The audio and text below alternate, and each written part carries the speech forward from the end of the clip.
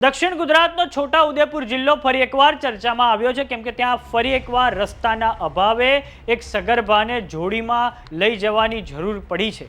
આ માટે ક્વોંટ તાલુકાના ભૂંડમારિયા ગામના લોકોએ વિડીયો બનાવીને તેને વાયરલ કર્યો છે। આમ હવે ફરી એકવાર છોટા ઉદેપુરમાં વિકાસ જોડીમાં દેખાયો છે। રોડ રસ્તાને લઈને જનજાગૃતિ ફેલાવવા માટે ગ્રામજનોએ આ વિડીયો બનાવ્યો છે। ગ્રામજનોનું કહેવું છે કે રસ્તામાં જ સગર્ભાને પ્રસૂતિ થઈ ગઈ હતી। તો આવો જાણીએ શું છે આખી ઘટના। નમસ્કાર, જમાવટ સાથે હું છું પાર્થ।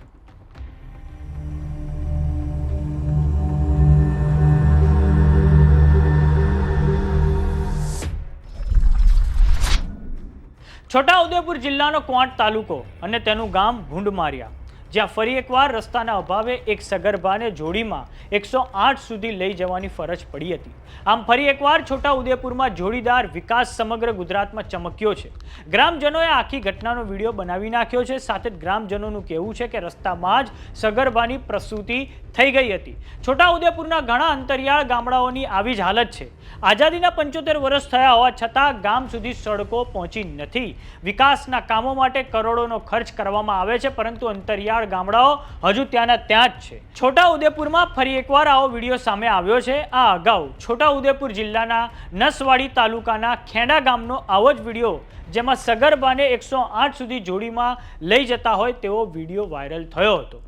તો છોટા ઉદેપુરનો જે આ જોડીદાર વિકાસ સમગ્ર ગુજરાતમાં ચમકે છે, ત્યારે ત્યાંના ભારતીય જનતા પાર્ટીના એમએલએ રાજેન્દ્ર રાઠવાનો એક બેજવાબદાર નિવેદનવાળો વિડીયો થોડાક સમય પહેલાં ખૂબ વાયરલ થયો હતો, જેમાં તેમણે કહ્યું હતું કે 108 જ્યાં રસ્તા પર આવે ત્યાં તમારે 2-3 ખેતરો પાર કરીને જવું તો પડે ને। અહીં રસ્તાઓ બનાવવામાં આવ્યા છે, એટલે હવે વિડીયો બનાવવાની હોડ જામી છે। 108 વાળા 2-3 ખેતરોથી લઈને આવે ત્યાં તો કોઈ વિડીયો બનાવતું નથી। તો આ સાંભળો છોટા ઉદેપુરના ભાજપના એમએલએ રાજેન્દ્ર રાઠવા શું બોલ્યા હતા। હમનો જોડીઓની ચાલ્યું છે, હવે 108 આવે રસ્તાથી 2-3 ખેતર તો જવું પડે કે નહીં જવું પડે? એના માટે કોક જગ્યાએ જયંતિભાઈ અભયસિંહભાઈએ રસ્તા મંજૂર કરાવ્યા, એટલે હવે હોડ જામીશ તમારા વિસ્તારોમાં સાહેબ। વિડીયો બનાવી મૂકવાના, પણ 108 ત્યાં ગઈ, ઉપરથી 2 ખેતરોથી ઉચકીને 108 ત્યાં આવે, ત્યાંથી દર્દી લઈને આવ્યું, એને કોઈ વિડીયોમાં નથી બતાવતા। એટલે આ 2 કાટલો નહીં ચાલે। આપણને માપવાનું, પોતાને માપવાનું જુદું, અને બીજો કયો માલ સામાન લઈને આવે તેને માપવાનું જુદું।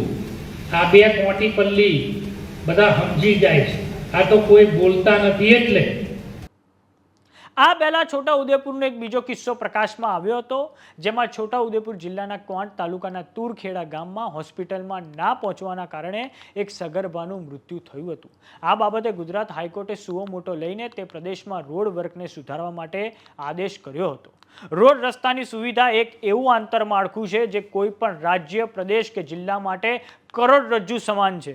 જો જે તે જિલ્લામાં રોડ રસ્તાનું નેટવર્ક ના હોય તો તે પ્રદેશ કે જિલ્લો આર્થિક રીતે ખૂબ પાછળ જતો રહે છે।